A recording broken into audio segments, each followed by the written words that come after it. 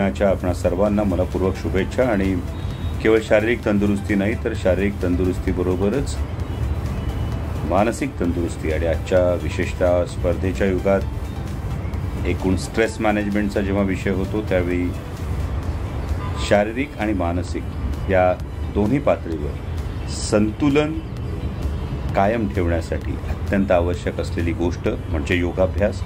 आणि आपल्या देशानं संपूर्ण जगाला दिलेली ही देणगी आहे, ही जीवनपद्धती अंगीकारण्यासाठी तुम्हा सर्वांना मनपूर्वक शुभेच्छा. जय शिवराय.